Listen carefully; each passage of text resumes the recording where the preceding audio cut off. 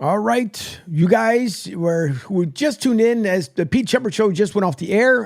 Great a lineup of guests. Mike Traggs was on. Glenn Orway, they obviously everybody absolutely loves. Obviously, Jimmy the Beef Guy, who we had a great segment with at 9:05 in the morning. It was just so much fun today. The show went by super quick. Don't forget, you guys can always, well, after I'm done with all this, you'll be able to go right to sr1029thegame.com and view all the shows that were live today back on the instant replay. And don't forget, you can always download the audios of all the show wherever you get your favorite download. So thank you all for joining me. I am Major Martinez. Martinez coming here from 10 to 12, although today will be a condensed show because I do have something to attend. So it will be a condensed show today, but nonetheless, I am back as I try to get other things situated here on the website, on the network. So much stuff that I have to do to make sure that the network runs as clean and sounds as good as it possibly can. And thank you for those who are listening in over on Sports Radio 102.9 FM The Game. Don't forget, you guys can download the app directly from the website. It even has three arrows that says download here. So I make it super simple. You land on the homepage, download the Sports Radio app, the all new digital Sports Radio app. Therefore, you guys can always listen to what's going on. You can text the show, call the show directly live from the app, watch the show if you're at home, and then you jump in the car, put on the radio player, and then once you arrive at your destination, switch back to video. You guys hear me say it all the time on Pete's show, so make sure, do me a favor. It would mean a lot to me. It does not cost you a dime to download it. Nothing. Just like people, when they ask to subscribe to YouTube, it doesn't cost you a dime. There's no trickery. There's no, hey, here's, $2. No, it's just download it right to your phone, any device directly from the website. If you try to download it from the stores, you guys will end up getting the old apps. That's why I redesigned the new one so it can match and mirror everything that we do here. So you can always watch the show live. So I would greatly appreciate it if you guys do end up downloading the app. We do appreciate it. We also love you guys visiting the website as well, as today there is a ton of traffic on the website, and I truly do appreciate it. So joining me today, this young man that I've gotten to know for the last feels like 100 years. Met this young lad. For those who don't know, I met Dylan when he was 14 years old. I can't believe this kid's already 22. It's incredible that he's already that old. I say it jokingly all the time. For those who don't know, it's been a long-going joke between myself, Dylan, and the shows that he's been a part of before. But Dylan is the writer here for Sports Radio 102.9 FM The Game, obviously for Coastal Sports Network. He does have an article, which I still have to publish up on the website. It will be Dylan's blog. So I will sometime throughout the day or tomorrow, 1 or 2, I'll make sure it's up there. But always constantly busy, always constantly doing stuff. And I make sure that I try to put things onto his perspective place. But Dylan, you have covered and went to where you were nearby Washington State. Oregon. I was in Portland, Oregon. Yeah. But so you got a taste of Oregon, which may not have been the best thing in the world, but listen, we tease and kid Oregon, but you got the opportunity of going out there. I know the flight there could have been a little bit rough, but thankfully everything went well for you and you end up coming back. But you have a lot of news coming out, some also local news coming out of here, out of our own neck of the woods in Lakeland, Florida, which is a beautiful thing, as there's an ARCA team that's firing up and that you'll be more than likely a part of. So to start off, let's start off in the racing world. What's the latest and the greatest as far as, let's start with ARCA and we keep moving up from there. Yeah, well, ARCA, not much news, but the big news was recently at IRP, the debut of City Garage Motorsports. I'm actually representing their shirt right now. Stuart Weiss and Jason Smith over there. Stuart is the team owner, and Jason, I guess, is kind of the team owner, although he's technically the director of operations. But him and Stuart are great friends. They're actually full-time football coaches. So it's kind of neat, their entire story. I'm actually going to be having a YouTube interview coming out here in the next few hours, probably actually less than that. It's currently uploading as we speak. I'm going to have one out with the team owner, Stuart. We got a chance to tour his shop, and it was really great to get to see the car on display and get to see what the team does on a day-to-day basis. And what's cool about it is it's just your average regular auto shop. It's like if your downtown local auto repair store bought a NASCAR and then said, let's go racing. That's pretty much what it is. It's a full family run team, and I really enjoy that. And also being out of Lakeland, so many of these NASCAR teams run out of North Carolina because that's where the hotbed of racing is, obviously. So to have a team here in Lakeland, to have a team racing at a national level, but also keeping the ties to the Florida area, to the Central Florida area, at that, it's pretty cool to see their success, and hopefully they'll be able to have a little bit of a better performance in their last race. They crashed out in their first race, unfortunately, so it's been a hard working process to get the car back going again, and make it look fresh and clean for Toledo in October. Very nice. As I'm replying here to our sponsor here quickly. So I'll put that up there in a second. The interesting thing about down here, and anybody who's in the South, everybody knows like NASCAR, some teams from the IRL. It's a sports mecca of auto branding. That's the one thing. Not even include the dealerships, because Lord knows that if you combine about 40 dealerships here locally in the area, I'm pretty sure we can scrape a car together to put any of the series. But NASCAR, Dylan, and ARCA, which obviously gets you a step into getting into NASCAR. NASCAR, I want to say the popularity as we knew it is really kind of on a slide, not too much of a huge slide, but also they're realizing that, you have merchandise sales are down, ticket sales are down. The product, as they continue to change it, and I don't know why, because a lot of us love the way it was before. Ryan has talked about it many times before. I know he likes to cover NASCAR a lot, but we've seen it where they went from just the old-fashioned racing to where it should have been your start, your stop, cautions, obviously when they happen. But the segments, the way they, you have to now get into the playoff system. Can NASCAR ever recover and get back to they were before, minus all these just changes they keep trying to make? The cars, I get it. I want them to make sure they're always safe for the drivers, for the operators. I get it. The same way with the NASCAR haulers. But will NASCAR ever take into consideration what the fans have been screaming about for the last 4 years? Yeah, I mean, I don't know. I think right now where NASCAR is at, they're looking towards the future. They're trying to. I think they know that their main core fan base, while still loyal, is changing. Right? Like, it's weird to say that because there are still a lot of like original NASCAR fans who still follow the sport and enjoy the sport, who followed it during its heyday. Obviously, the 2000s, it was like super popular with all the movies that were coming out about it, documentaries. I mean, there was in the 2000s, NASCAR was huge, right? Like it was the thing that people wanted to see. I mean, we saw movies like the Cars movie that Disney made that was based off stock cars. We saw Ricky Bobby, Talladega Nights. I mean, that was a huge movie that came out back in the mid 2000s. So, NASCAR, I think, is in a different era. They're trying to become more modern. I personally, I like the next gen car. I mean, I think there are flaws to it, but I do think that it is a better car than what we've had before. I think it's more multi-purpose. It can serve a lot of different tracks, and I think that's good. But I also don't want them to be like too road course heavy or too short track heavy. Like there needs to be some moderation with it to cater to all the fans, right? Like that's the big goal for NASCAR. And in regards to just drawing that fan base, um, driver personality wise, they have some of the best drivers I think NASCAR's had in almost 20 years. Like some of the drivers they have with Chase Elliott and guys like Ross Chastain and some of the big personalities they have in this sport, right?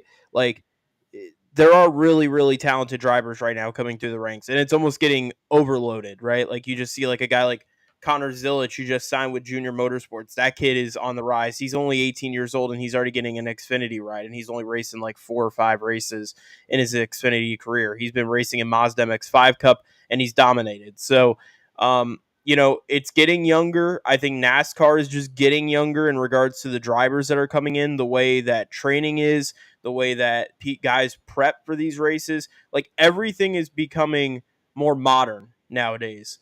But it would be nice to see them kind of go back to the heyday of when NASCAR had that popularity, was able to drive.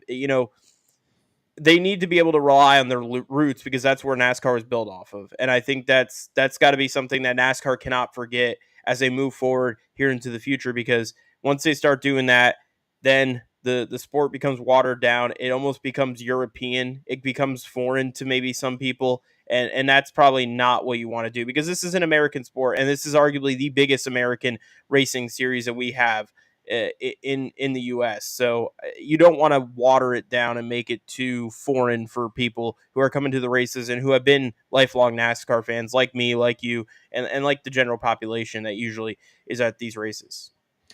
Yeah, no, that's for that's for certain. As I'm switching things here on the fly, so I want to make sure I get things covered the way I should here. So let me do one thing. Like I said, when you're one person running a bunch of different operations here, you got to try and make the best of it. So I want to make sure I get this updated. Well, you do a good job. You do a good job. No, listen, I try. The best thing I can say is that I try. But I've seen the setup. I've been in the studio in person. So I appreciate it. By the way, Penguin AZ, I see you guys coming in as I'm doing the double duties here. I want to make sure this looks good. I got to go back and adjust that. But Penguin AZ, good morning, sir. It's been a minute. I got to get a hold of Penguin AZ too. It's some stuff that we had talked about. But as he says, go Pack Go from Arizona. Yo, go answer backs. As the Phillies have kind of taken it to him for the moment. And NASCAR news, he says the pit crews have been so upgraded also. Yeah, but you know what? And I good thing he brought that up, because there's a thing too. yeah. As he says, you're making a great commentary, and along with Rick saying morning, Dylan. It's been a while, so I want to make sure I get these all up here before we move on. But the one thing, Dylan, I'm not a super fan of, and again, it's just me talking here, so it doesn't make a freaking hell of a difference one way or the other. But the one super lug nut change, I like when they had obviously the pit competition, and the reason why was because you had 5, right? Then some cars may have gone down to 4, which Toyota, but you had, no matter what, that was the whole reason behind it. A lot of the teams have not liked it. They've made their complaints to NASCAR, saying because of a lot of it, either it's not grabbed correctly by the air gun, and a lot of times it will not put it back to where it needs to be. And we've seen where the tires have just come off, or at it's only been, I think, maybe close to it, where one of the axles almost ended up coming off because of the way the pressure when it comes on and off. It hasn't been the same, but again, they're trying to make things faster. I don't know why NASCAR's already fast as is. It doesn't make any sense to me. It's like baseball. They're trying to make it faster because of the younger generation. So, pitch clock, so on and so forth. We saw with the NFL that now they're trying to use the digital laser version to mark the first down. That took a while, but it was the first time they used it last night. So NASCAR does, and they implement all these changes. And again, we all get it. There's certain things that, like that one lug nut, to me, in my opinion, shouldn't change, because I liked it the way it was. I know a lot of people also enjoy it too. There's just change, and maybe I just love keeping things old school, no matter what. But teams are having a major issue, and I haven't seen the numbers yet to see what the reports are on how many people have actually had to replace either the axle or the assembly that goes on to the bolt itself. So I haven't seen the numbers yet, but there's been a lot of complaints from a lot of the NASCAR teams. Yeah, well, the single lug nuts have always kind of been. They could go a little haywire with the way they are locked in with the tire. I'll be honest, I don't mind the single lug nut. So obviously, like me covering sports car racing, that's what they use. Like, I'm used to seeing a single lug nut in sports cars and Indy cars, and basically every other series outside of NASCAR. They were the only series that I don't think was using a single lug nut. So I think using the single lug nut, it allows for a little bit of I don't know how you want to say, like, diversity a little bit. Like, you could have somebody coming from IndyCar to help out and do NASCAR, and they'll understand like how to take off the tire, how to do the lug nut change. Like, they'll understand that completely. But it does have its flaws, right? I mean, like, it's not the same compared to the 5 lug nuts that you usually see on a NASCAR car. Now, granted, you obviously have the Xfinity cars and the Truck Series cars, and even the ARCA cars all still have the the single lug nuts where, there are like 5 or 6 of them around the tire. So it still exists in NASCAR. It's not something that's gone.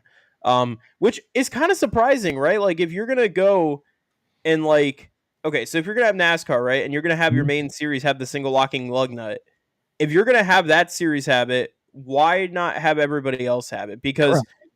you're not giving them the correct training. You're basically transitioning into a completely different car and a completely different tire and a completely different way you're going to have to take off the lug nuts. Like, that doesn't help in regards to training these pit crews to get up to the Cup Series. You either go back to the 5 lug nuts or you go entirely to the single lug nut and work off that for every series, because that's the only way these guys are going to get training. That's got to suck if you're a team like I guess an example, Spire Motorsports. They have a Cup Series team and a Truck Series team. Okay. That's gotta suck when you're having to do 2 different tires, one with a single lug nut, one with like the 5 individual small lug nuts. Like that's not easy. That's a tough transition as a pit crew member. But I will say, who was it, Rick or was it Penguin AZ that said the pit crews have upgraded? That was Penguin AZ. He said that the pit crews have been upgraded. Yeah, no, they have. I mean, the athleticism of some of these guys is ridiculous. There are guys here who have played in collegiate football, Yeah. NFL football. I mean, the talent that's in the pit crews nowadays is actually staggering, and it's cool. Like NASCAR will do like little like almost like the NFL where they'll have like NBC will show off all the starters and they'll announce like where they're from and stuff. Mhm. That's what the NASCAR's been doing this year, and I kind of like it because it gives them some airtime because they deserve it. They do so much work that people don't recognize, or people don't recognize enough, I should say. And the pit crews are becoming so much better. Like it's impressive to see some of those pit guys. I can't even imagine being a pit crew member nowadays. Like you have to be in almost peak physical condition to be a pit crew member. Yep, that you do. Don't forget, you guys can text the show and call the show as well, 727-858-6650, 727-858-6650. You're listening to Martinez Company. I'm Angel Martinez. He is Dylan Spalding, writer here for Sports Radio 102.9 FM The Game, also the Coastal Sports Network. And we'll get into soccer here momentarily. I know you had a game last night. I like to hear what happened with the USF men's soccer, and even including the Tampa Bay Sun Football Club, who will be making their inaugural debut here in about a week or so. I know they had a preseason game. There's another one that's coming up here Tomorrow. as they get ready. Yep. And then soon, August 18th, if I remember correctly, will be the first one to be kicking off. Hopefully we'll get some good news from there. I won't say anything to anybody yet until we'll see exactly what ends up happening. But you figured that one thing that I think I would like to see as well from NASCAR would be, for example, you have I just wish, again, this is just me and my goofy little complaints here, but I just wish they would have kept the Coca-Cola one here in Daytona at the 4th of July the way it was before. But I get it. They move things around. They had, and logistically, because of the way they set up the races now where before, which is one thing I never understood. As I'll put up the Penguin AZ up there, pit crew equals grunt and work, which is absolutely true. And let's effing go there, CSN. Listen, we're trying as much as we possibly can to grow here in Southwest Florida and all around the world. And thank you, by the way, to everyone who listens in overseas as well. I know it's a different time of the day, but we do appreciate you guys listening in live. But going back to Daytona here for a second, I love the 4th of July race. Now it's coming up here in August. What I would love to see, kind of a point where you had brought up with the competition in the same way that Penguin AZ brought it up, it would be nice if they had kind of a semi all-star event after the all-star race, meaning that they should have like a pit crew challenge, because the number of people that have applied to become part of any pit crew has been huge. So what I would like to see is maybe, like, since you already have the weekend race, it's going to be down here again in Daytona, why not have the talented people that want to come into NASCAR and into pit crew have a challenge up there where you can put it up on the screens and everybody can enjoy it. Just a little different change up before the actual race weekend, so people can have fun, or just right down, pit row or on the outside where all the fans can see exactly what's going on. I think it would add a different element to the race itself here, but it's, I think, hopefully not, but I also believe too, that's kind of lost a little bit of lackluster because a lot of people were on summer vacation when it was Yep. here on the 4th, and it made a ton of sense, especially for the folks who are coming down here. Now you push it down to August, and it's rare that we got a tropical depression the way we did here last weekend. But in February, you already take into accountability because of where it's located, which is just around the Jacksonville area, that you can either have rain or a little bit of a chillier temperature than obviously what we are down here in Southwest Florida. But you're pushing out into August. And let's just say if this, we're just weeks away from the Coca-Cola 400, but imagine if they keep pushing it back, you are now teetering around our hurricane season. Again, bringing back the logistics, because I know when the way it used to be was, which didn't make any sense, and I'm glad they did switch it around, was Daytona, then you went out west, then you came back to Atlanta for the third race. So I like the way they have the way they have it now. So at least, the NASCAR haulers, God bless the men and women who drive them, because they didn't have to go to California, race all the way back across the country. Now, at least if they got a hauler that goes to California, the next one can meet them in Vegas or wherever the next race ended up being, or out in Arizona, where they don't have to work extremely as hard. The LA Coliseum thing, I'm still not just kind of an uber fan of that super short thing they try to get the fans involved with down there in Southern California. But I mean, it's selling tickets, I guess, for a second year in a row. They may go back there again for third year. I haven't heard about it yet. It's probably not coming back. It's, from all reports, it's looking like Bowman Gray Stadium is going to be hosting the Busch Clash, which is a small short track up in like North Carolina. That is probably where they're going to be hosting the actual Clash for next season, which is going to be nice. That's a cool, like, historic track. It used to be a football stadium, but it's made for racing now. Like, it's been made for racing for years, and a lot of people test on that. So it's going to be kind of unique, to say the least.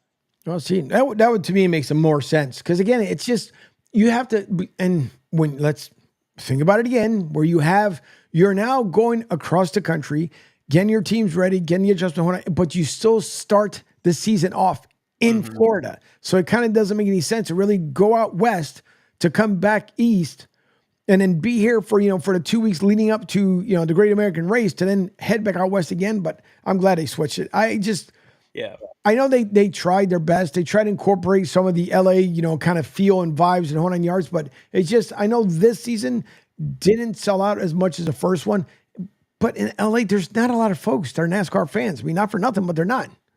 No, I agree. I mean, LA it's a bigger market. There's a lot more things to do outside of NASCAR, and that's why, I mean, Auto Club is no longer there, right? Like, it's not a NASCAR market. I mean, they've really tried. I give them credit. They've tried. But it's just not, I don't know, it's just not there. And the last 2 years have kind of been all over the place. Like, this year was weird with the whole rain delay, and then it got moved like the day before the actual race was supposed to happen. So it was like kind of wild. Like, that was just all messy for them. Part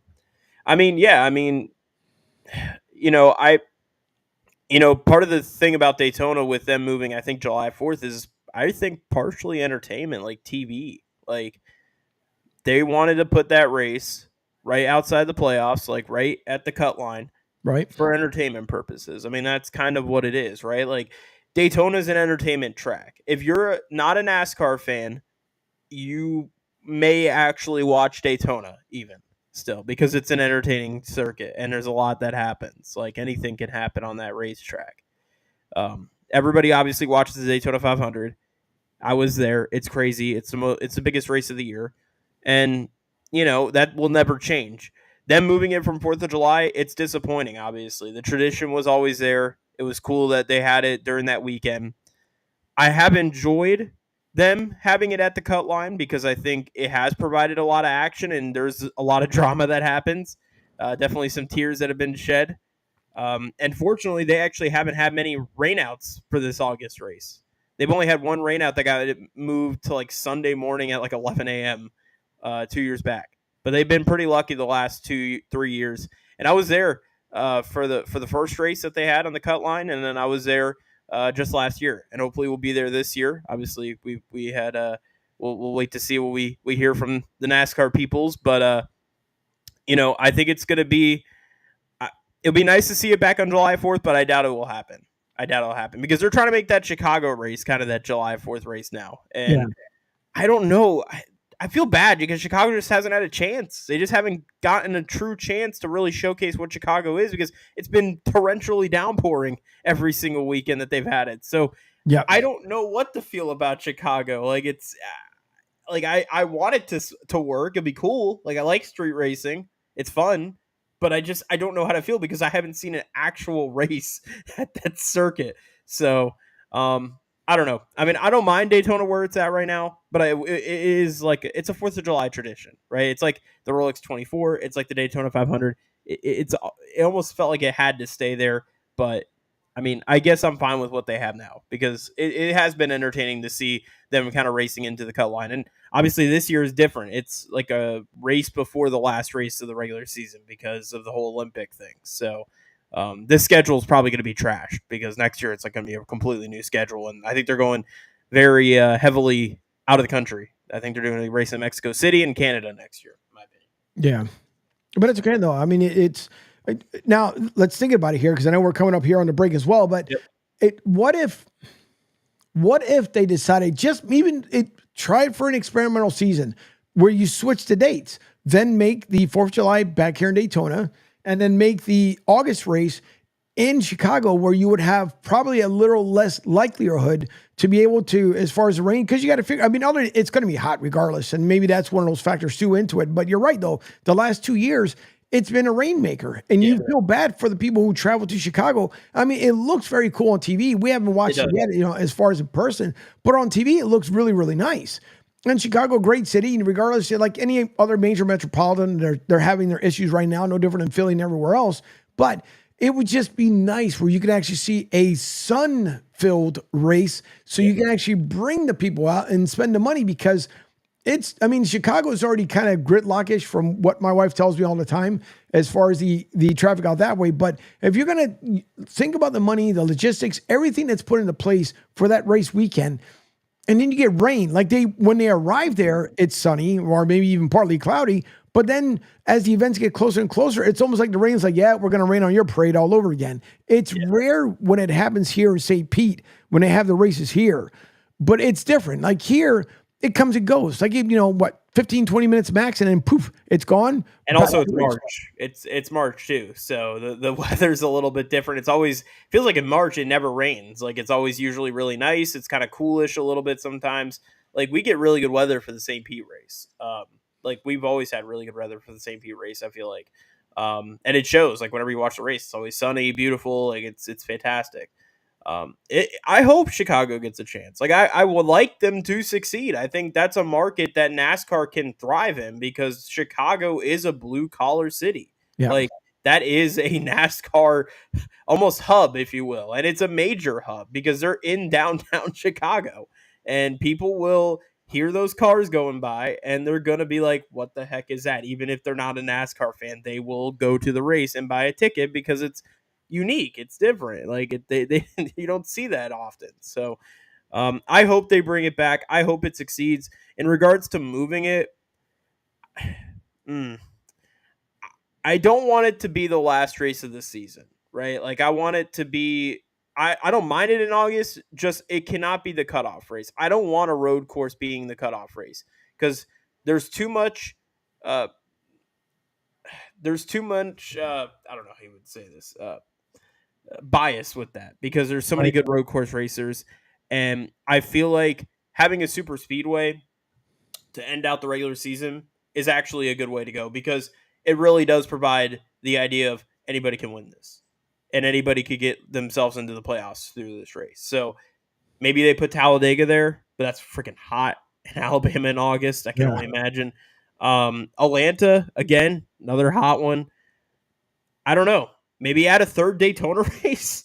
I mean, I doubt it, but I mean, you just never know. I mean, you don't know. I mean, maybe they want to keep Daytona as that final cutoff and they add an extra Daytona race. But it'd be cool to see it back at the 4th of July date. Even maybe if they do like an all-star weekend type event at Daytona, that'd be cool. But I don't think they would want to crash those cars though. So maybe that's not plausible. But yeah, probably not. Plus the amount of money it costs, obviously, to get these cars repaired. I mean, a 4 tire change is it's beyond ridiculous. You're almost at some teams are topping over $2,000 at this point for a 4-tire change, and it gets to be a lot. Technology's gotten better too with the tires, especially when it comes to the road courses, the way they're doing it, and with the rain, where before you used to skid all over the place. Now it's nice to see where NASCAR has definitely taken their safety measures into much better consideration the way it used to be before. But unfortunately, it also came with timely deaths. Adam Petty, Dale Earnhardt. I mean, we lost great, Hall of Fame drivers, unfortunately. Neil Bonnet too. Yeah. So it stinks, but that's how you make things safer. It's the same way. Just like how many times there's an intersection, we all go through the same intersection. You and I know this living in the area here. There should be a light there, right? Bam, accident after accident. What ends up happening? If it's the mayor's son, deputy mayor's daughter, it's got to be some high official for them to finally be like, oh, look, we should have put a light there a long time ago. And that's what they did in IndyCar. Like, you look at IndyCar, right? Everybody hates those windscreen protectors. Yeah. You don't realize, I mean, there have been 2 guys who have died. Like, Dan Weldon died, and obviously he's kind of local. His wife lives down here in St. Pete area. His son is becoming a huge racer right now, and he's I think 10 or 11 or something like that, but he's winning races down at Skip Barber Racing School in Sebring. And when Dan Weldon died, that was a big deal, and that's kind of what began that kind of conversation, do we need that halo protector type thing? And they kind of did it. There's this kind of a little more cheesy with the windscreen protector up front. I don't really understand that. I kind of like it with the Formula 1 cars where they kind of got the halo around it, because that's just very much that's open wheel cars. That's kind of what they look like. And I don't know. I think definitely you have to have that safety there. You definitely have to make sure these guys are protected. And when these guys die, that means you just have to heighten up that safety. So I respect what IndyCar has done in trying to keep these guys safe, and even NASCAR as well, because there have been a lot of passings of guys who are legends in the sport. Like Dan Weldon's a huge IndyCar driver, a huge name. And then obviously Dale is one of the most iconic NASCAR names in history. So yeah. No, for sure. And again, I just love that they do take it serious. The R&D side of NASCAR takes this super serious because they don't want to. The same way with the pit crew. There's practice after practice, and not saying nothing. Nothing ever happens, because we've seen guys that unfortunately have hit the jack man coming across, and it's just either a late break or sometimes they just as they're coming in, something has happened. So I'm just glad the safety feature of NASCAR has definitely gotten better. Even if other things change, that's the one thing I will applaud them for, because they do make it better. So we will take a break here. We'll come back. We'll come back to talk about some soccer talk, some MLB talk. I would love to get your thoughts too about now the Rays. I've mentioned before on my show I had on about 3 weeks ago on the whole concept of St. Pete versus Tampa, and now them obviously being here. Obviously the Bucks also in practice, full pads for some, not for all. And then preseason game also coming up, I believe tonight, if I remember correctly, as well for the Bucks. So there's lots of stuff heating up here in the Bay Area, other than just the temperatures, which it feels like it's 110 degrees outside right now. But Vegas knows exactly how we feel. Minus they don't get the high humidity as we do here. So after the break, we'll get into it just a little bit more here. Dylan Spalding joining me this morning here on Martinez and Company. I'm Angel Martinez. We thank you all for listening in. Don't forget to download the all-new digital sports app. Do us a favor, sr1029thegame.com. Right on the homepage, you'll see where it says download, 3 hours of point up. And all you have to do is a little green spot there. And it has all the devices. Download it so you won't miss a thing. You also get a notification in case there's an update, a change, whatever the case may be, so you guys not miss it. So you are listening to Martinez and Company here on the Coastal Sports Network. We'll be right back. Hi, folks. This is Gerard Moynihan of Moynihan Lumber, and I would like you to know that our company has been selling Anderson windows for over 60 years. See the complete line of Anderson windows at any of our 3 locations in North Reading, Beverly, or in Plastown, New Hampshire, or at MoynihanLumber.com. Ion Tampa Bay is the latest news, weather, and traffic for Pinellas, Pasco, Ellsboro, Hernando, and surrounding communities. Stay connected on X, Facebook, and their website, iontp.com. Ion Tampa Bay keeps you informed on breaking news as it happens. Southwest Florida's newest game in town. Sports Radio 102.9, the game powered by Ion Tampa Bay. We'll be right back. What's up, Southwest Florida? Jimmy the Beef Guy here. Fort Myers, we answered your call. We're pumped to announce the opening of our second location. It's on 41 just north of the Edison Mall. And guys, nothing's changed here. The beef, the sausage, the breaded steak are Maxwell Polish, now serving you in 2 locations, Fort Myers and Bonita Springs. And don't forget, if you're having a party, check out our catering menu. Hey guys, when you're at the counter, don't call it Gardenia. It's pronounced Chardonnay. Adopt US Kids presents What to Expect When You're Expecting. A teenager. Learning the lingo. Today I'm going to help parents translate teen slang. Now, when a teen says something is on fleek, it's exactly like saying, that's rad. It simply means that something is awesome or cool. Another one is totes. It's exactly like saying, totally, just shorter. As in, I totes love going to the mall with Becca. Another word you might hear is jelly. Jelly is a shorter, better way to say jealous. As in, Chloe, I am like so jelly of your unicorn phone case. You don't have to speak teen to be a perfect parent. Thousands of teens in foster care will think you're, rad just the same. To learn more, visit adoptuskids.org. A public service announcement brought to you by the U.S. Department of Health and Human Services, Adopt U.S. Kids, and the Ad Council. This is the story of a very special woman. In a matter of seconds, she turned herself into a great mathematician or an entrepreneur. Her knowledge was limitless and still is. She could also make monsters disappear, especially those that lurked in the shadows under the bed. Once, this woman put back together a teenage girl's broken heart, which had been shattered in 1,000 pieces, just by giving her a bear hug. She masqueraded as a regular person at work, but as a superhero at home. Everyone knows her as Gabriella. I still call her Mom. Your hero needs you now, and AARP is here to help. Find the care guides you need to help, complete with tips and resources at aarp.org/caregiving. A public service announcement brought to you by AARP and the Ad Council. Don't just follow us on the socials. Call or text the show 727-858-6650 and let us know what's on your mind.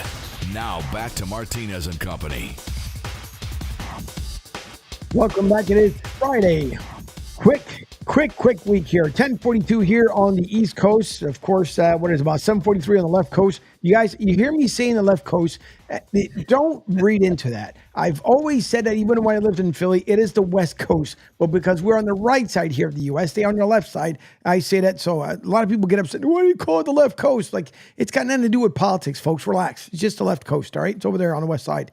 But transitioning, because there's something peculiar as we went into the break here, Dylan, that NASCAR and Major League Baseball might have something in common. What would that be? Yeah, so this was announced a few days ago. Angel, you probably saw this actually make some headlines here. SMI Speedway, SMI, which is the company that owns Bristol Motor Speedway. There's an announcement that's apparently supposed to be made at 11 a.m. this afternoon. That Bristol Motor Speedway is going to host an MLB game between the Cincinnati Reds and the Atlanta Braves next year. Like this is like incredible. Like, I'm sorry. When I heard about it, I wrote a piece about this and hopefully it'll come out this weekend. I was like shocked. Like, right. I mean, like, it had been talked about for a while, but when they make this announcement, hopefully it's at 11. I hope they're not just like, BSing us. It's going to be fun, man. I mean, like, I may buy a ticket and make a flight to Bristol to go watch this event because it's my two favorite things, right? I've never been to Bristol ever. And I'm a huge MLB fan. Like, this knocks off like two, like, of my favorite things, like, in one sitting. Like, dude, this is going to be cool.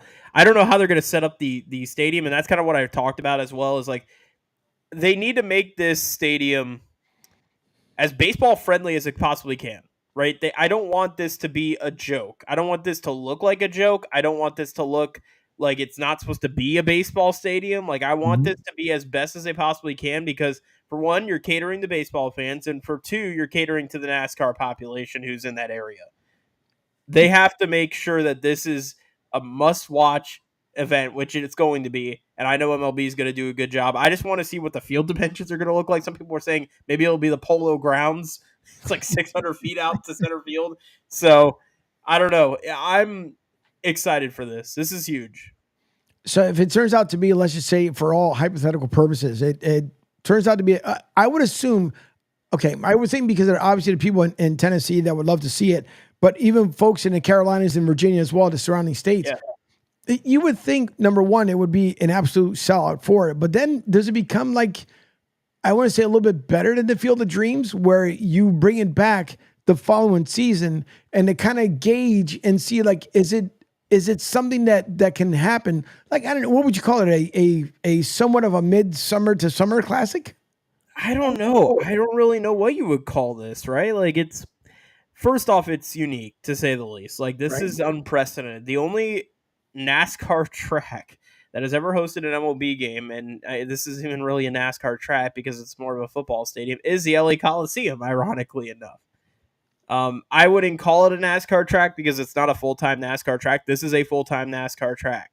This is going to be wild, man. Like, I think it's going to be a unique event. I don't know if they will bring it back. I feel like this is kind of a one-time deal, maybe. I do think, though, that this is a good test for the Tennessee market because there have been a lot of talks about Nashville getting a team, right? This is a huge opportunity for Tennessee to really showcase, like, we can have a baseball team. Yeah. Now, granted, Bristol is in like the middle of nowhere, so I don't know what the crowd travel is going to look like in regards to having people come in. But this is a good test to see how good Tennessee is with their market in regards to bringing in baseball. It's going to be huge. And then you got the Carolinas that people are going to drive into, as you mentioned. There's no baseball, no professional baseball there, at least MLB wise. Virginia, I guess your closest team is like the Orioles or the Nationals. So it's going to be huge, man. I'm excited for it. I just hope that they don't make this look like a joke, right? Like, I hope that the dimensions of the field are decent. I hope that the field looks decent. I hope that the setup of the field looks good. I hope there's a lot of, tie-ins with the ML or with the NASCAR team, NASCAR drivers. Like, there's a lot of guys who are big Atlanta Braves fans. Chase Elliott is a huge Braves fan. Ryan Blaney, I believe, is a Braves fan. The Dillons are big Braves fans. Like, there's a lot of Braves fans in that paddock because a lot of those guys are from Georgia. So I hope that there's a lot of cool tie-ins with NASCAR involved. Maybe we'll see Bob Hoppers there, which will be freaking hysterical. He's probably going to be at the recording or the media scrum today, whatever that case may be. But, man, it's going to be cool. It's going to be cool. I mean, and they're both exciting teams that are coming in, too. The Reds have Elly De La Cruz, and they have some young studs coming in their system. And then with the Braves, I mean, they're a contender every year. So it's going to be fun, man. I'm hoping that this turns out well. And, again, I honestly want to go to this. Like, I have never wanted to go, like the Field of Dreams game. It's a cool idea, but this is awesome. Like, this is my two favorite loves. And I honestly would love to be at this next year. I will full-fledged try to do my best thing possible to try to get into this game.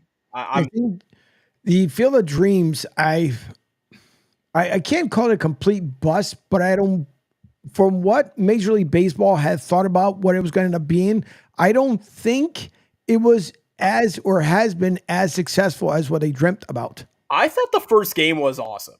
With Kevin Costner coming out to the field. Yeah, but it was...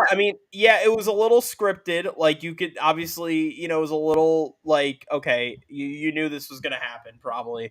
But I enjoyed that more than I did, like, the second game, where it just felt like they were just trying to feed off the game, the popularity of the movie, and they were just trying to get more money and revenue and stuff. Like, that second game wasn't the same. The Rickwood game this year, I enjoyed that. I thought the Rickwood game was cool. That is a awesome ballpark, right? That's a vintage ballpark. That's a classic stadium. They were honoring the Negro Leagues. I appreciate that because obviously this year has been a big year because they brought in all the history with the Negro Leagues, which I respect. I think they need to honor them because there's been a lot of players who have really contributed in professional baseball, especially at that level. And And remember, that was a different era. Like, guys weren't able to play in the big leagues, and they probably should have. Like, there were guys who probably should have been in the big leagues that weren't and had to play in the Negro League. So being able to honor them is cool. I appreciate that. I don't think the Bristol event will be a 2-time event. I think it's a 1-time deal. But it really opens the door. I mean, you could do anything now if they're going to go to Bristol and play baseball at a track. We thought it was crazy when we saw NASCAR go to LA in the Coliseum. This is a little bit crazier. I don't know. This is even more daunting because, again, just how are they going to set up the field? They can play football games because it's a much more natural setup with the football games, right? It's more of a football set it up. It's more set up to look like a football stadium, but it's not baseball stadium fit. Like, I don't know how they're going to do this. It's going to be wild. It's going to be cool. It is going to be wild, but I'm waiting to see exactly how the logistics of it, how it's going to play out. I think it'd be a lot more successful than the Field of Dreams. The problem that I had, and you brought it up, was it took so long for the game to start because I get it, whatever, Kevin Costner, the dramatic feel of it, guys coming out from the corn stalks. I get it, but man, that it ended up could you imagine if it would have been like rain coming into the area and it took about 2.5 hours before even play ball started because of the problem and circumstances, so on and so forth. Hopefully they won't do anything like that down there in Bristol, but I can't wait to see what's going to happen there. I hope they drive an NASCAR right onto the field. That may not be a bad idea. That would be cool. Or at least drive it on the warning track and then get out of the car. That would be awesome. I would die if that happens. Well, they might hear it.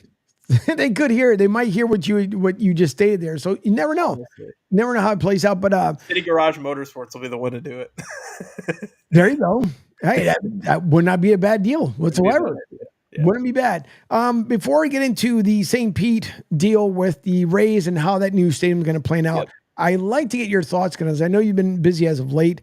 We've heard from the Angels, Mike Trout, obviously out once again. Now, I brought this up with Pete, where again, in my opinion, what the hell do I know? But just in my own opinion, look at the contract that was made for Mike Trout, right? Big payday when the same time when it came with Bryce Harper. Now, no one can predict the future as far as injuries or anything else like that, but you for example, you had Albert Pujols.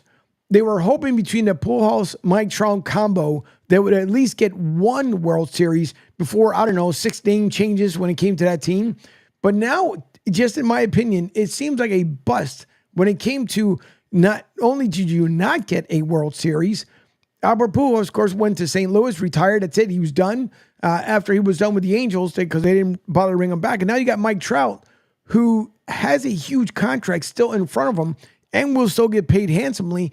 But if he decides to say, you know what, that's it. I mean, now the Angels are on the hook for this money, but the Angels haven't done much of anything, Dylan. So I guess I would say maybe a partial bust to knowing how Mike Trout has not been as of late, but that the money awarded to him and now see him go back on the injury roster, which we'll see him a ton at the Lincoln Financial Field for the Eagles games. Is it a semi-bust for the Angels and his contract they award to Mike Trout?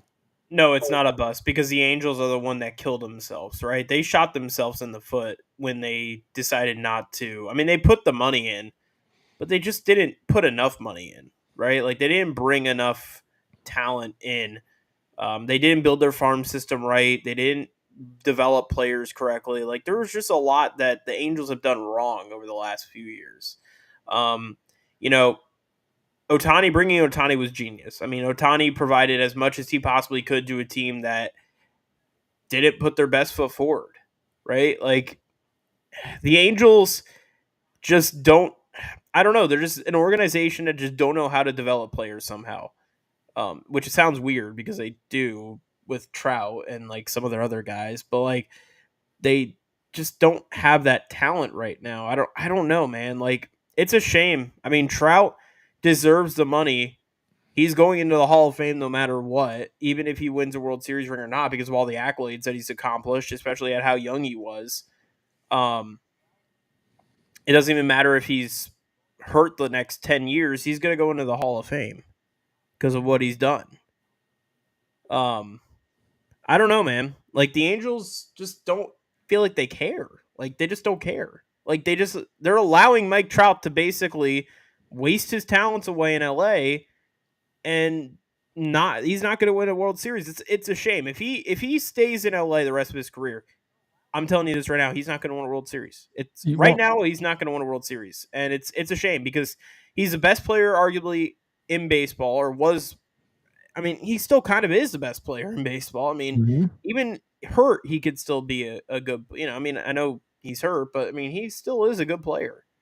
You can't discount that. He's still kind of the top man in the Angels organization, in the Angels team, and he's arguably one of the top men in baseball. I mean, everybody knows who Mike Trout is, and he's a fan favorite. So I don't know, man. I don't know how to think. I hope he wins a World Series. I just don't think he's going to do it with LA. He needs to leave. I mean, there's no way around it. But he's got a big contract, and the only way he can leave will be the Angels trading him. So maybe he'll get traded one day. We'll see. Do you think? And again, it's super hypothetical here, but because we don't know how Mike Trout thinks, but so he held out where Bryce Harper was trying to recruit him to come to Philly when Bryce was going through his, contract negotiations. So you held out for an additional $100 million, which equates the same to Bryce Harper's contract because of the additional taxes, everything else you have to pay out there in California.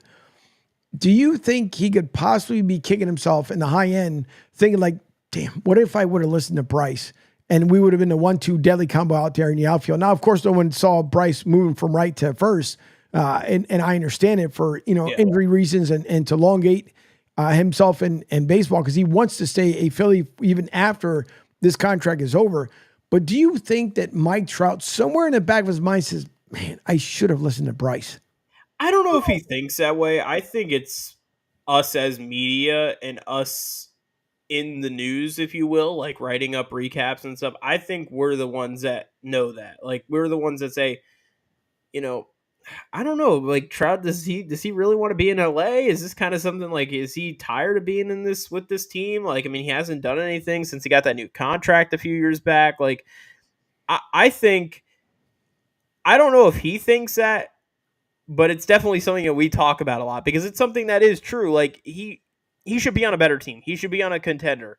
And there's no denying that. He's a great player. He deserves to win a World Series ring, and I hope he does at some point in his career.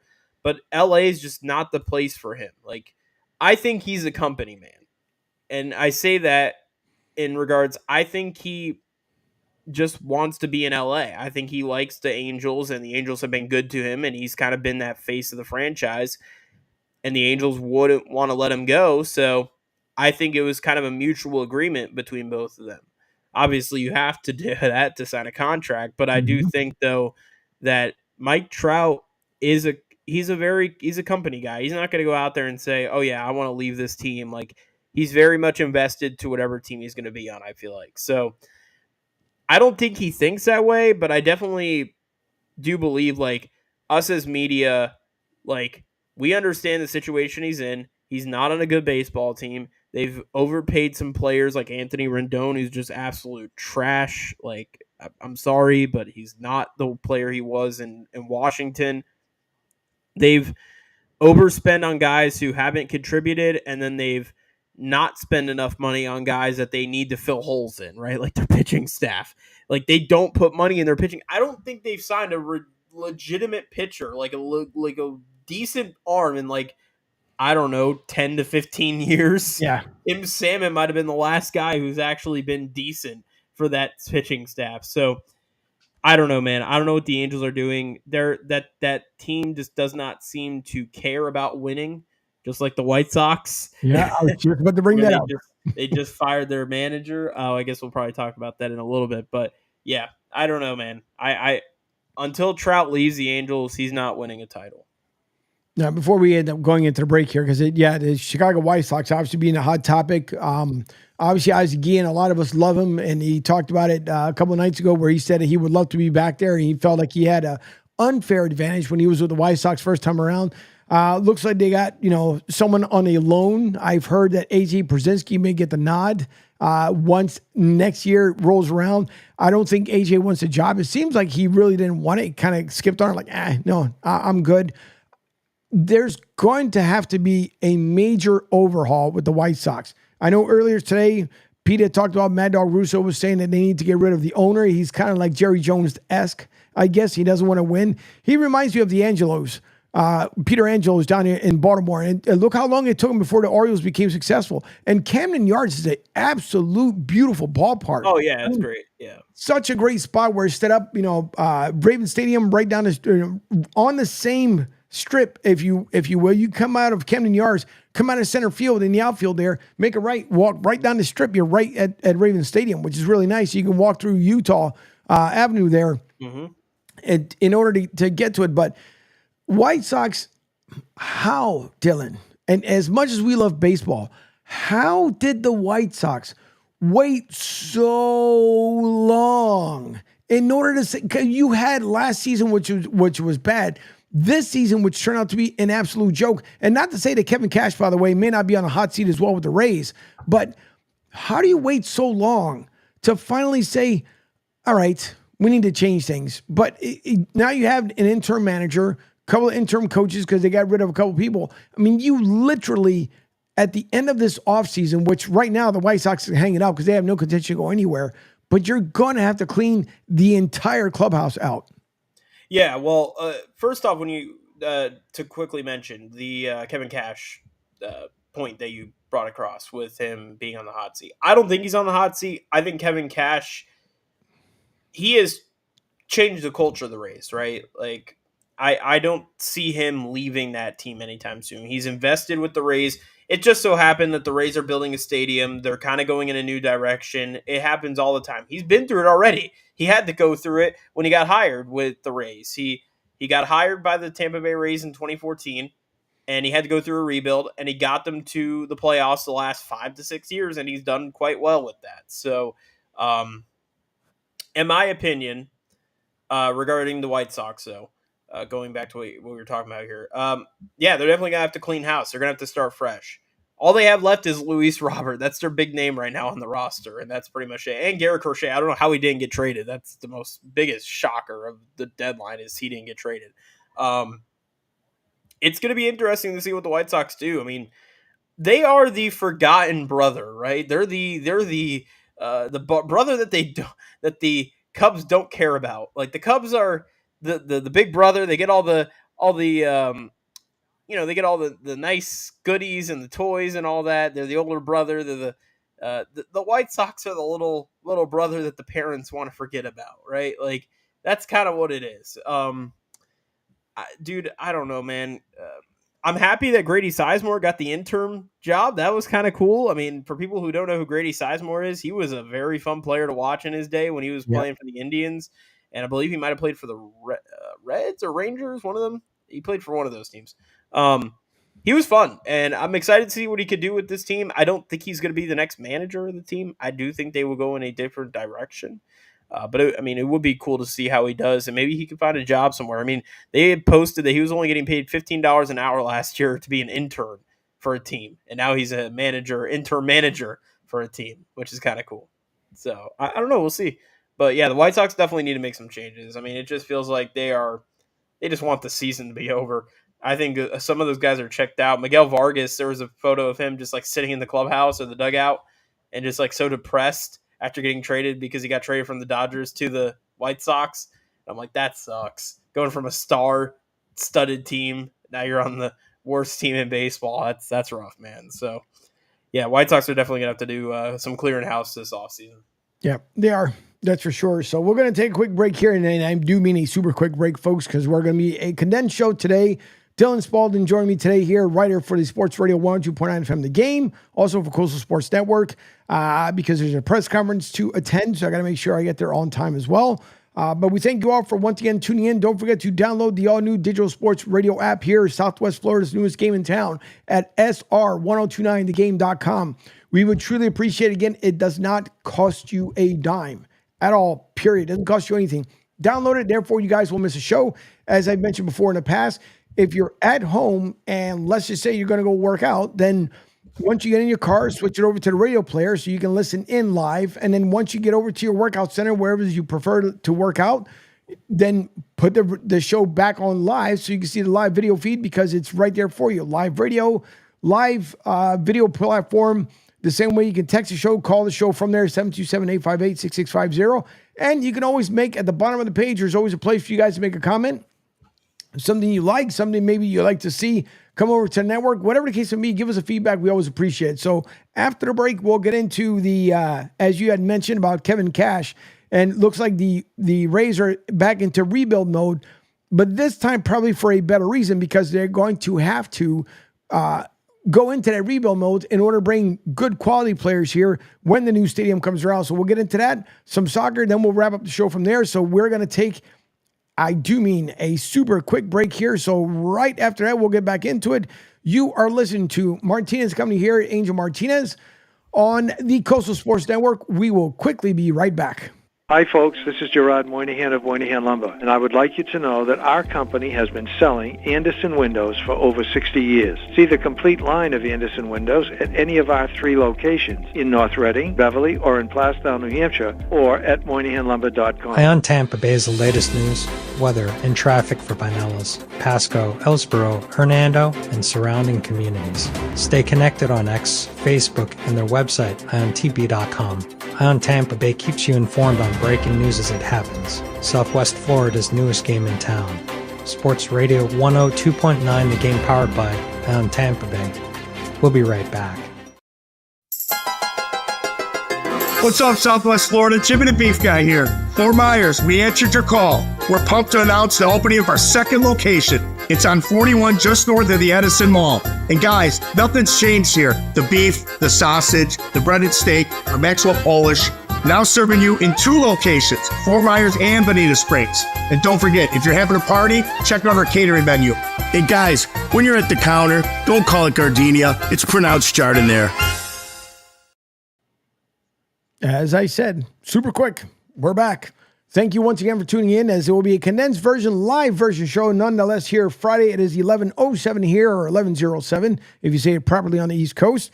Dylan Spalding joining me today here on the Coastal Sports Network. Martinez Company on the Southwest Florida's newest game in town, right here at SR1029thegame.com. So we do appreciate everyone once again tuning in.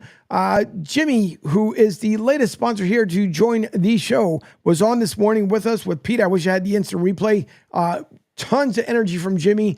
And soon, as somewhere down the pike here, we will have a live remote, maybe more than likely on a Friday down here in Fort Myers, so we can enjoy some sandwiches from Jimmy the Beef Guy. You guys can visit him at jimmythebeefguy.com. You can also visit him right directly from the website as well, so you guys can order some delicious sandwiches from Jimmy the Beef Guy. So, as we got into the break, which I'm really surprised, Dylan, super surprised, that even though the mayor wanted, so the former mayor handed off everything that was worked for. Thank you, Gas Pump Guy. I appreciate it. It's a great show today, Angel. I do appreciate Gas Pump Guy hanging around, as always. So I'm kind of surprised because the former mayor told the new mayor, hey, listen, I'm going to hand you the keys to the kingdom, right? Here you go. And this is what the Rays would like. Because we heard at one point, which would have been the most ridiculous thing ever, to call the former Expos and Rays the X-Rays. That would have made absolutely no sense. I think it would have been the biggest joke in baseball. But thankfully, they came around and they came to a deal. But when the new mayor took office, he said, listen, I get it. It's cute. He also he has an appreciation for you, Gas Pump Guy Dylan. He says, I think that Dylan is good. Dylan has been around with me since probably, I want to say, a year after Network was created, is when Dylan had jumped on board. So he's been through the growth spurt here between Broad Street South, now Coastal Sports Network, and especially for Sports Radio 102.9 FM The Game. So I appreciate the love and support, Gas Pump Guy.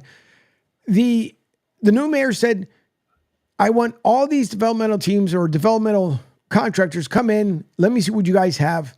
Ultimately, it went back to what the original mayor had. I think the only thing he wanted was to make sure down there at the Gaslight District was to incorporate as many different businesses as possible without leaving small businesses behind, for sure.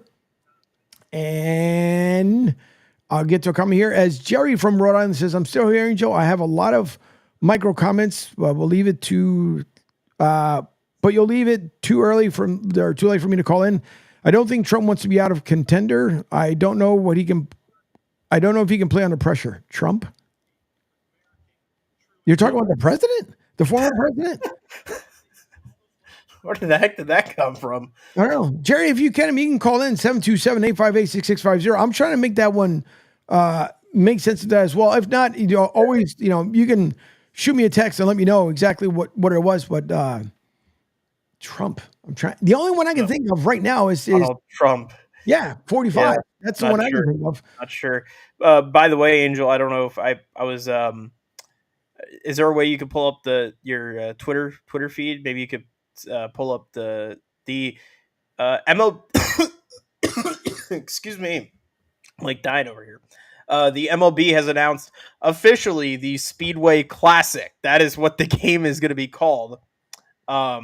Interesting. I don't know if there's a way to find out the announcement. It's actually, they're doing a live stream right now, so I'm kind of keeping on the lower end of the audio.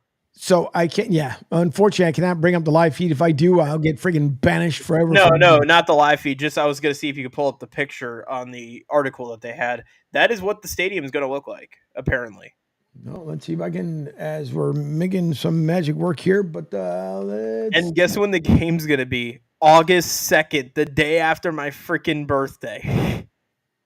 Well, I mean, that's not bad. It's meant to be, Angel. I'm going to this game next year. Oh, let's see if I can bring it up here real quick. Speedway Class. See, the one I got is completely different to what you have. The one that I saw from 3 minutes ago, it shows a Speedway, but it shows a Braves in Cincinnati, but not the same picture that you have. So I guess maybe. But yeah, it just shows obviously. Was that Acuna? Yeah. And then, so it's not showing me. I'm not getting the same exact picture that what you had just showed me. So if it'll come up or update or something else, I'll definitely bring it up there. But hey, listen, I think it should be really good. I believe so. Yeah. August 2nd, that should be a really good one there, and not too bad teams either. Braves, Cincinnati, not bad. Yeah, kind of a semi-local team in Georgia, which isn't that far from Tennessee anyway. Well, the Reds are apparently the home team for the game. No, that's interesting. That is interesting. But the 2 games before, on the 31st and the 1st, are going to be in Cincinnati. Okay. Well, and then they'll be at the game on the 2nd. They're at the the track at the 2nd. So. Well, then it makes sense, I guess, if they head back to Cincy for the other games, the other 2 games. Yeah, it makes sense. I think it should be that should be a sellout. It should be. Oh, it should be. I'm going to find a way to go to that. That is. I'm excited for that. That is gonna be fun. And it's a weekend of my birthday. That is like the biggest birthday gift I could ever ask for. It could be. It could definitely well be. Well, we'll see. We'll see how it all ends up playing out.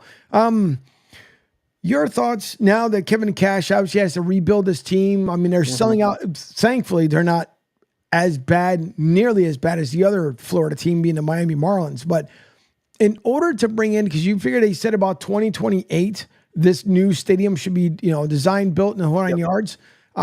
So I would like to know your thoughts.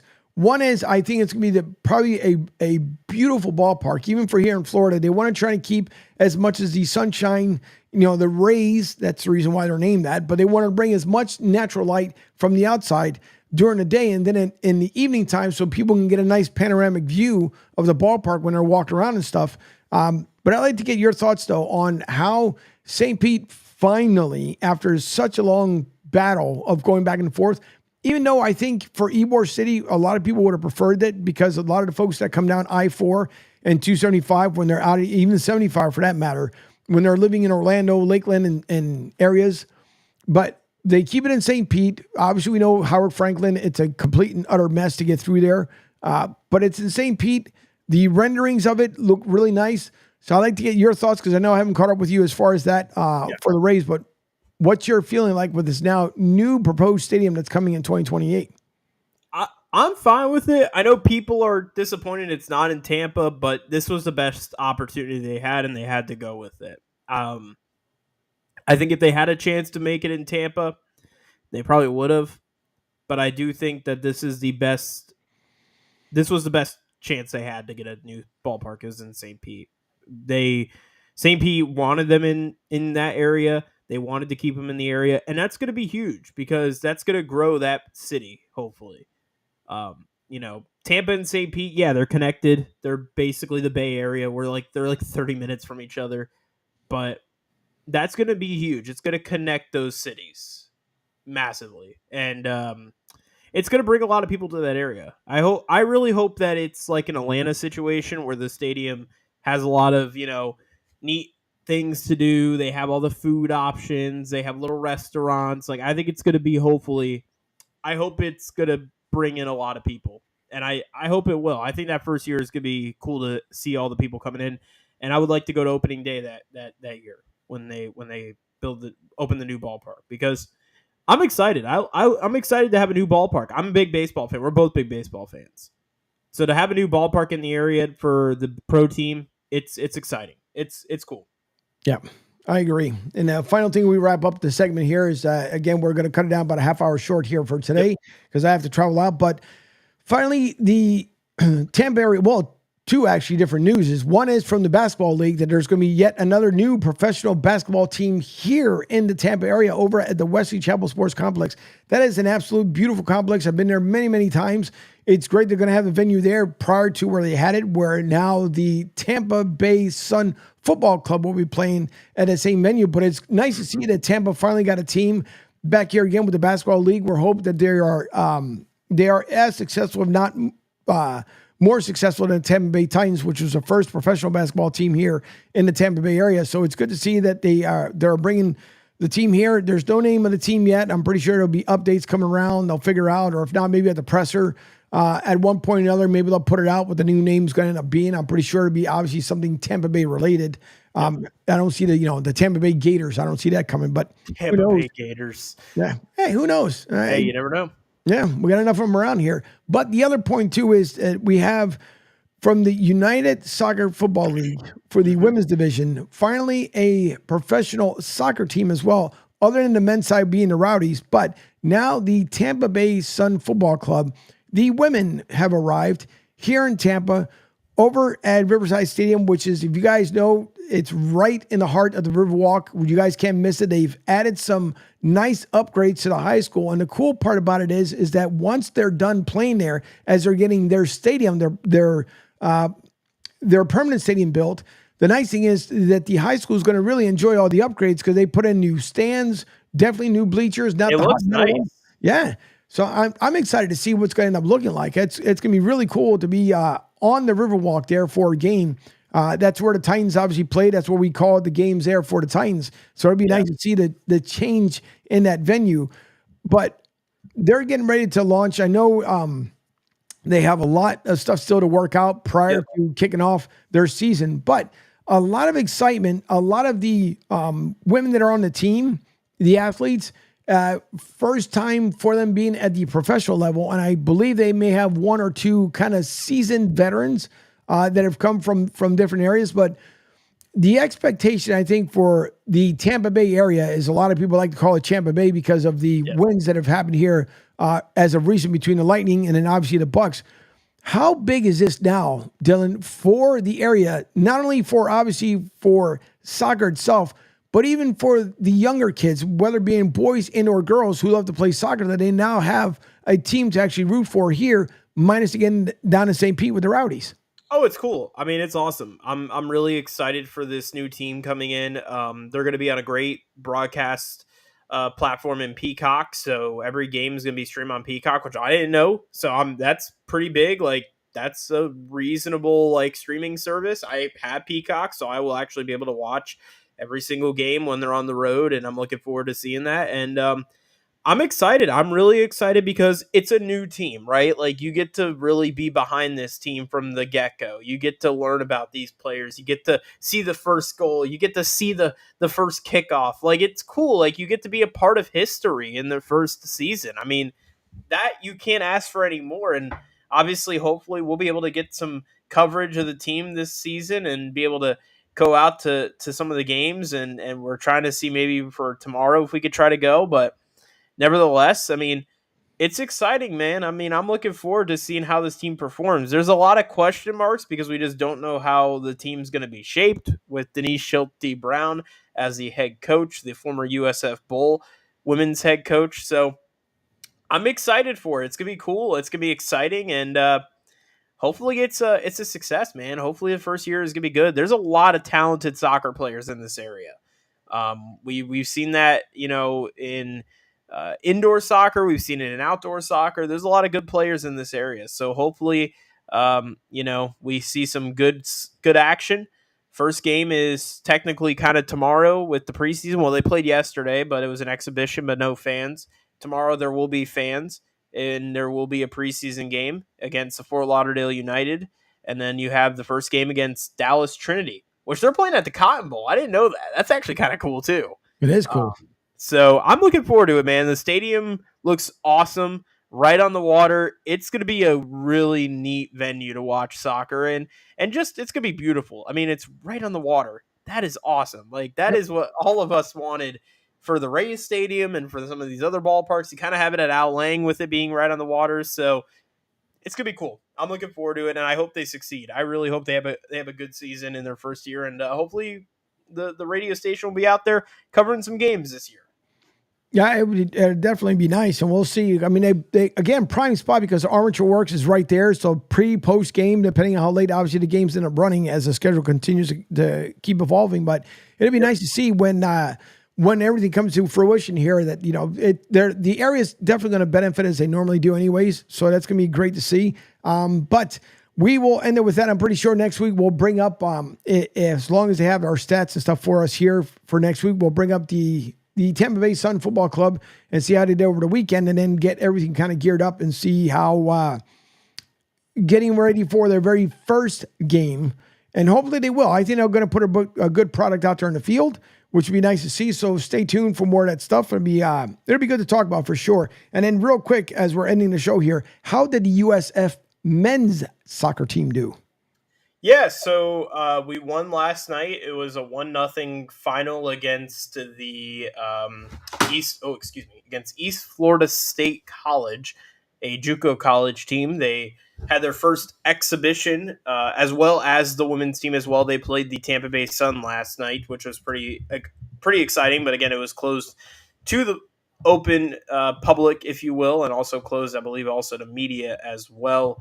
1-0 victory. The team looked good. It felt like there was a lot of growing pains, if you will, with the team in regards to just trying to get back on track. But I think this is going to be an exciting season for the group. Their next exhibition is actually next Monday against Southeastern. So they have a game at 7 p.m. against Southeastern, and then they have one more exhibition before the season opener on the 22nd. They'll play Georgia Southern, and then they have Seattle University out of Washington, so to open up the season at home. So yeah, team looked okay. Not the ideal start to the season, but it was still working on things, and it's only game one. It's things are going to get better. So that's what we hope for. All right, listen, thank you everyone who tuned in today. Again, we're going to cut it about a half hour short here just because I have to make sure I get out there to my press conference on time. But we thank you all for tuning in. Don't forget to visit sr1029thegame.com. Download the All Digital Sports app. You guys can take a look at the lineup of the shows that's in there as well. You can hear back the replays of the show on the video on demand portion under the Sports Radio 102.9 FM The Game tab. And you guys can download the audio there as well. I have it uploaded a little bit later on after I get done talking to, after I get done with the press conferences. So that'll be updated a little bit later on. But we thank you guys and ladies tuning in. We do appreciate the love and support. Thank you to Gas Pump Guy, Jerry from Rhode Island, Penguin AZ, Joey B, obviously Dylan for stopping by the show today. For our guest over on the Pete Shepard Show that starts you off in the morning from 7 to 10 a.m. Today there will be no the Drive with Q because unfortunately I have the back-to-back press conferences, so I will not have the opportunity to get back here live in order to get him tuned in, but he'll be back in live on Monday, so you guys will be able to hear him as well. The Drive with Angel. Yeah, definitely, literally from the car. Literally, Thank you all for tuning in. We do appreciate it. Have yourself a great sports weekend. Don't forget to check out the Olympics as it's pretty much wrapping up over the weekend. So thank you all. We appreciate it, and we will talk to you back on Monday. Enjoy your weekend. Dylan, thank you very much. Thanks, man. Appreciate it. Excited to be on, and hopefully we'll talk soon. All right. Enjoy your day, folks.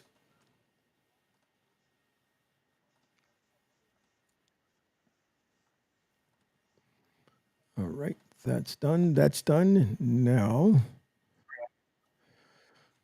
Yeah, it's what's great. Yeah, no, it's done.